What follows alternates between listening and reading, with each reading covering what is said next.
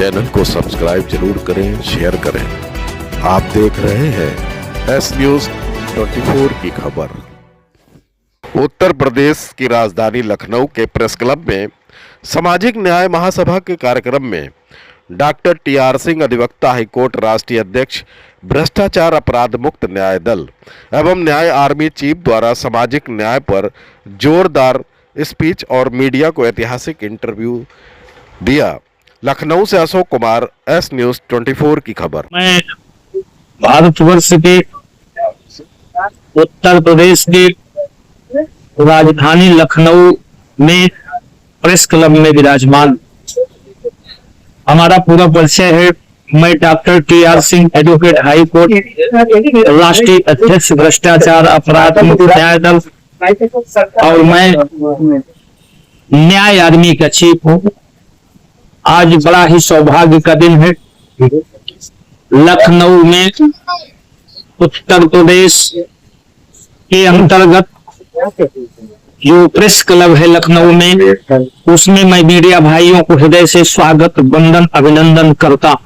जो supreme court वाला मामला है उस पर क्या कहना चाहिए? मैं आपके सवाल का स्वागत करता हूं। पूरे भारतवर्ष में ही नहीं, पूरे विश्व में आज भारतवर्ष के सीजीआई के ऊपर राकेश किशोर नाम के एक सीनियर अधिवक्ता द्वारा दुर्भावना से, कुंठित भावना से, गलत सोच से जो जूता फेंक करके अपमानित किया गया, ये बहुत ही निंदनीय है, बहुत ही घृणित है। और मैं ये कहना चाहता हूं 1971 के जो एक्ट है, किसी भी जज को अपमानित करने पर कंटेम्प्ट होता है। कंटेम्प्ट के अंतर्गत मैं सुप्रीम कोर्ट के सीजीआई से मांग करता हूं, पूरे भारतवर्ष की 140 करोड़ जनता की तरफ से मैं डॉक्टर टी.आर. सिंह मांग करता हूं, उस गंदे वकील, नालायक वकील, निकम्बा वकील, देश और समाज के दुश्मनों का वकील के ऊपर एफआई करके तत्काल कस्टडी में ले लिया जाए। नहीं तो मैं भारतवर्ष के यशस्वी प्रधानमंत्री, यशस्वी गृह मंत्री आप संभाल नहीं पाएंगे। ये उस कालखंड का भारत नहीं है, इस कालखंड का भारत है। अब आप दलितों को, पिछड़ी जातियों को, वंचितों को, दीन दुखियों को अपमानित नहीं कर सकते हैं। अगर आप एफआईआर का आदेश नहीं देते हैं तो मैं भ्रष्टाचार अपराध मुक्त न्याय दल की तरफ से, न्याय आर्मी की तरफ से मैं जूता का माला तो नहीं पहना सकता हूं, लेकिन अपनी कलम से सर कलम करने की क्षमता रखता हूं। हमारे सीजीआई का अपमान नहीं सहा जाएगा।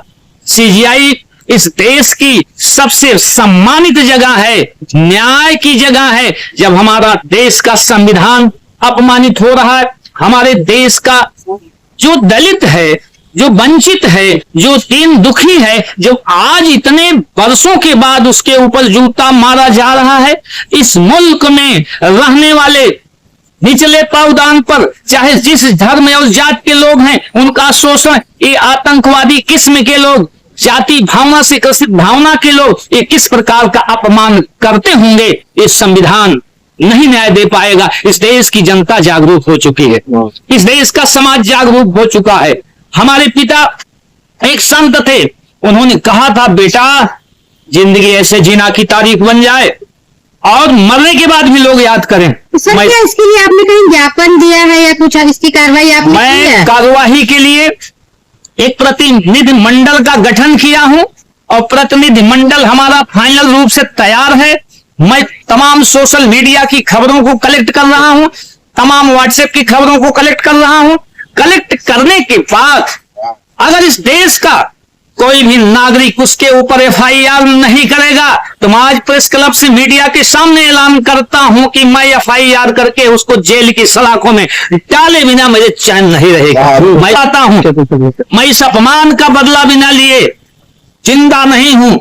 अगर उन्होंने कह ही दिया कि जाओ अपने देवता से प्रार्थना करो, वो बनवा देंगे, ये कौन सी गलत बात उन्होंने कह दिया? क्योंकि आप अंधविश्वास को पाल के रखे हो, अंधविश्वास के आधार पर आप समाज को मूर्ख बनाते हो, लेकिन इसका मतलब ये नहीं है कि आप जूता मारेंगे और पूरे समाज के लोगों को नीचा दिखाएंगे। सीजीआई साहब, आप तो प्रोटोकॉल में रहते हैं, सीजीआई साहब आप तो पुलिस मिलती है, लेकिन जो समाज के लोग हैं उनको कोई सुरक्षा नहीं है। जब तक इस मुलजिम को, इस गलत व्यक्ति को आप जेल नहीं भेजेंगे, तब तक समाज आपसे सवाल करता रहेगा। मैं आपके सवालों का स्वागत करते हुए उत्तर प्रदेश की राजधानी में खड़ा हूं। उत्तर प्रदेश के हमारे यशस्वी मुख्यमंत्री Yogi Adityanath ji corruption crime zero tolerance की नीति चला रहे हैं। निश्चित रूप से मैं उनकी नीति का समर्थन करता हूं। अभी हाल में ही जो रायबरेली की घटना हुई है, उस घटना में मैंने कप्तान साहब से बात किया और कप्तान साहब ने कहा कि वकील साहब 9 मुलजिम को गिरफ्तार किए हैं, 15 चिन्हित हैं। मैंने कहा जो चिन्हित हैं